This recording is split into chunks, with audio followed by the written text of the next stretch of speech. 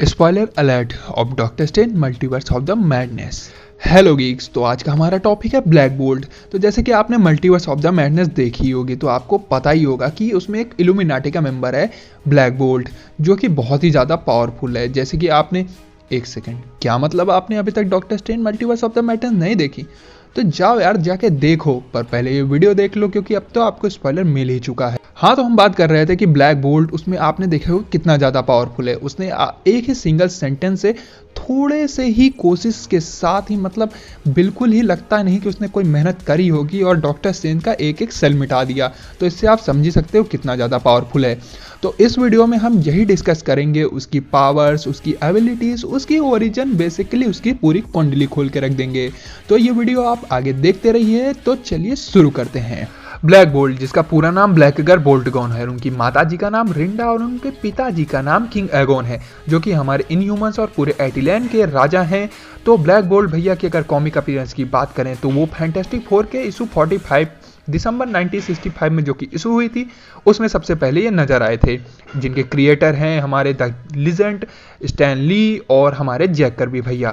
अगर इनके बाकी कॉमिक अपीयरेंस की अगर हम बात करें तो ये 2017 की black bolt volume 1 hard time, 2018 की black bolt volume 2 home free, 2022 की द डार्क होल्ड, 2017 की डेथ ऑफ एक्स, 2018 की Inhumans once and future kings और 2009 की वॉर ऑफ किंग्स जैसी दर्जनों कॉमिक्स में नजर आए हैं। और अगर ब्लैक बोल्ट के लाइव एक्शन अपीयरेंस की बात करें तो ये 2017 की इनह्यूमन सीरीज में नजर आए थे, जो कि बड़ी गंदी तरीके से पिट गई थी वो सीरीज, जिनमें ब्लैक बोल्ट का रोल प्ले किया था एंसन माउंट ने, और उन्होंने ही Doctor Strange 2 the Multiverse of the Madness में भी ब्लैक बोल्ट का रोल प्ले किया है। तो ये हो गई इनके लाइव एक्शन की बात। अब कर लेते हैं इनकी ओरिजिन की बात, जो कि हमने ऑब्वियसली कॉमिक से उठाई है क्योंकि इन ह्यूमन सीरीज देखने लायक थी नहीं। तो हमारे भैया जी ब्लैक बोल्ट पैदा हुए थे एटिलैंड में, जो कि नॉर्थ अटलांटिक ओशन में कहीं पर बसा हुआ है, इंसानों को घंटा खबर नहीं है।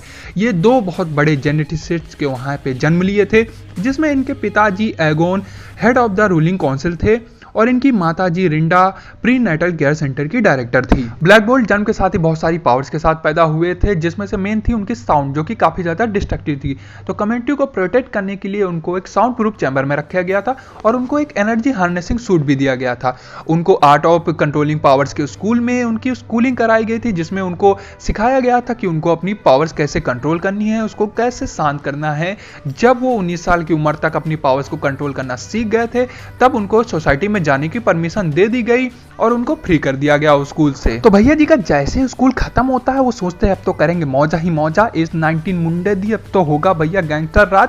लेकिन ये सब उनकी किस्मत में था ही नहीं। उनको पता चलता है कि उनका छोटा भाई मैक्सिमस, जो कि काफी ज्यादा दुष्ट आदमी है भैया, वो भैया जैसे थॉर का भाई लोकी तो फिर भी देव मानुस है, ये मैक्सिमस बड़ा हरामी आदमी है, अगर आपने कॉमिक्स और शोज में कहीं देखा होगा तो मैक्सिमस भैया कर रहे थे क्रीसिप से कोई समझौता है भैया, जानता है इविल टू इविल टॉक, वो ऐसे ही कुछ कर रहे थे। तो ये हमारे ब्लैक बोल्ट को पता चल जाता है, तो क्रीसिप को एस्केप करने से रोकने के लिए वो अपनी सुपरसोनिक वेव को छोड़ देते हैं, बोल देते हैं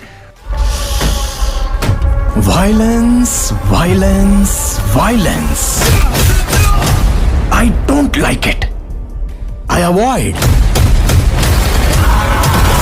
but violence likes me, I can't avoid। जिससे वो शिप तो डिस्ट्रॉय हो जाता है, पर वो गिर जाता है एक पार्लियामेंट में, जो पार्लियामेंट में काफी लोग मारे जाते हैं। और उसी पार्लियामेंट में थे हमारे ब्लैक बोल्ट के माता पिताजी रिंडा और किंग एगोन भी उसमें मारे जाते हैं। जिसके बाद हमारे भैया जी को समझ आता है कि बड़ी ताकतों के साथ बड़ी जिम्मेदारियां भी आती हैं। आवाज किधर देखेले लगता है मेरे को। उसके बाद वो थोड़े टेंशन आ जाते हैं। तो आप समझ ही सकते हैं, जो भैया 19 साल तक एक चैम्बर में बिता के आया हो और आते ही उनके माँ बाप भी खत्म हो जाएं, तो उसकी ज़िंदगी आप समझ सकते हो कितनी ज़्यादा झंड होगी। वो तो बेचारा सुसाइड का ही सोचेगा ना, लेकिन हमारे भैया जी ने सुसाइड का नहीं सोचा। उन्होंने अपनी जिम्मेदारियाँ समझी और वो बन गए 20 साल की उम्र में एटिलैंड के राजा। देख रहे हो भाई, ये भैया 20 साल की उम्र में एटिलैंड के राजा बन रहे हैं और तुम 20 साल की उम्र में क्या कर रहे हो?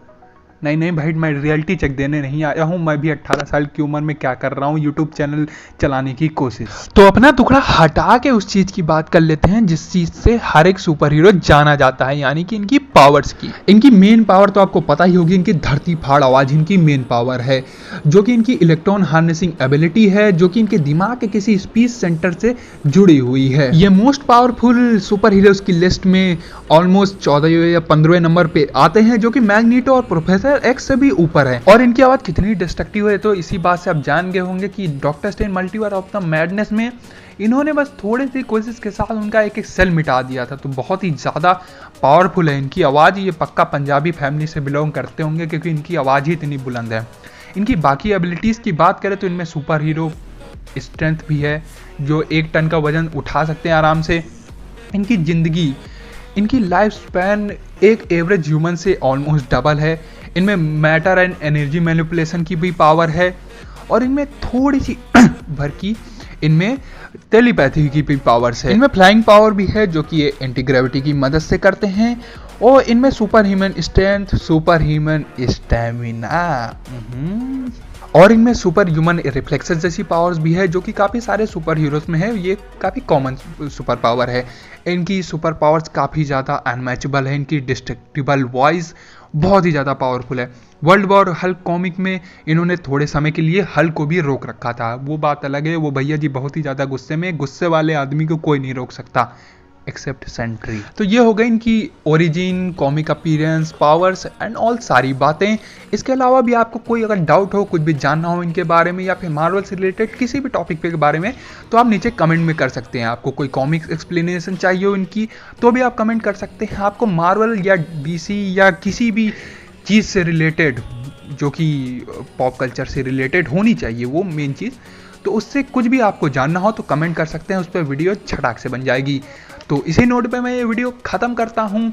आप देख रहे थे मल्टीवर्सल गीक, और ये वीडियो होती है एंड। लाइक, सब्सक्राइब, कमेंट करना बिल्कुल मत भूलिएगा, और वीडियो शेयर हो जानी चाहिए बिना बोले, ठीक है। तो चलिए, जय हिंद, बाय।